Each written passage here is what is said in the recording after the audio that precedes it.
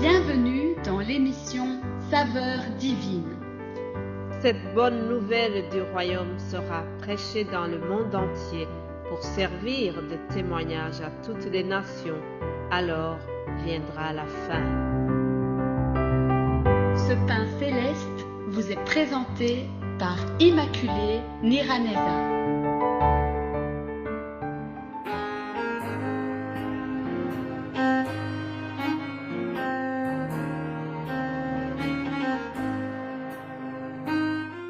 Shalom, shalom, bien-aimés de Dieu, que la paix de Christ soit avec vous.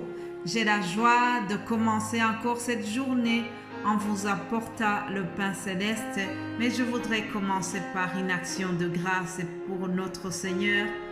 Je remercie Dieu car il m'a réjoui.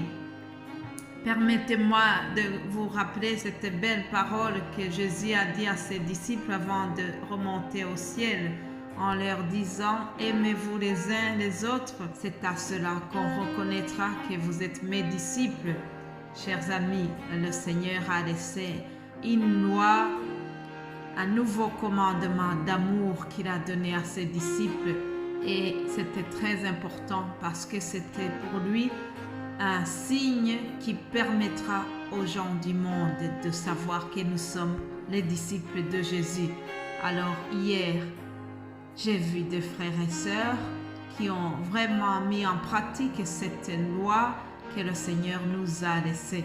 Des frères et sœurs qui m'ont témoigné un amour que je ne saurais pas exprimer, mais ça m'a beaucoup touchée. Alors je remercie le Seigneur pour cela. Je remercie Dieu qui crée de nouveaux frères et sœurs, que nous sommes des frères et sœurs en Christ, et cela, ça me réjouit beaucoup. Aussi, j'ai compris qu'il fait bon au service du Seigneur. Je voudrais vous chanter juste un couplet de ce cantique. Qu'il fait bon à ton service, Jésus mon sauveur, qu'il est doux le sacrifice que t'offre mon cœur. Prends, oh Jésus, prends ma vie, elle est toute à toi. Et de ta grâce infinie, Dieu me garde-moi. Alléluia. Il fait bon au service de notre Seigneur Jésus-Christ. Oui, ça fait vraiment plaisir d'être au service de Jésus et de voir, de se rendre compte qu'il le reconnaît, de se rendre compte que Jésus-Christ, c'est lui le premier et le principal sponsor qu'on peut avoir. C'est lui qui soutient son ministère et je le remercie pour cela. Merci à vous tous qui m'ont témoigné votre sympathie. Que Dieu vous bénisse abondamment. Je voulais juste commencer par cela. Et alors nous allons continuer notre thème de la semaine. Comme vous savez, nous sommes sur ce thème qui dit « Depuis le temps de Jean-Baptiste jusqu'à présent, le royaume des cieux est forcé et ce sont les violents qui s'en emparent. » Ah, chers amis, il est très important que nous sachions d'abord dans quel contexte est-ce que Jésus a dit cela. Pourquoi est-ce que on dit qu'il faut forcer le royaume des cieux, hein? Qui sont les violents? Pourquoi est-ce qu'il faut forcer le royaume des cieux? Pourquoi est-ce qu'on dit que c'est depuis Jean-Baptiste? Qu'est-ce que Jean-Baptiste a fait? Pourquoi on évoque Jean-Baptiste dans ce verset? Chers amis, lorsque Jean-Baptiste a commencé à prêcher en parlant du royaume de Dieu, je vous signale qu'il n'a pas été bien accueilli. Tout le monde n'était pas nécessairement content d'entendre son message qui dit « Répentez-vous ». Jean-Baptiste n'a pas été bien accueilli. Son discours de repentance ne plaisait pas nécessairement à tout le monde. Et la preuve, c'est que Hérode l'a mis en prison. Jean-Baptiste a été mis en prison parce qu'il avait osé dénoncer ce comportement ignoble, ce monsieur qui avait pris la femme de l'autre. Jean-Baptiste a dénoncé l'adultère et il a été mis en prison, mais ça n'a pas suffi.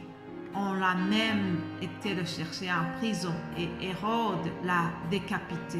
Jean-Baptiste a été tué parce qu'il avait enseigné la vérité, parce qu'il avait parlé, il avait enseigné les principes du royaume de Dieu. Et donc, il a été tué. Mais malgré cela, malgré cette sauvagerie humaine, malgré cette violence, les prédications, l'enseignement sur le royaume de Dieu a continué. Et l'avancement du royaume de Dieu n'a pas été arrêté. Chers amis, aujourd'hui c'est la même chose. Les gens ne sont pas contents d'entendre les prédicateurs qui leur disent « Répentez-vous, abandonnez l'adultère, abandonnez la drogue ». Tout ça, ce n'est pas facile à entendre. Mais nous devons continuer à vous enseigner les principes du royaume des cieux. Alléluia. J'aime beaucoup comme Jésus a défini le royaume de Dieu. Dans le chapitre 13 de Matthieu, nous voyons deux définitions que Jésus a données.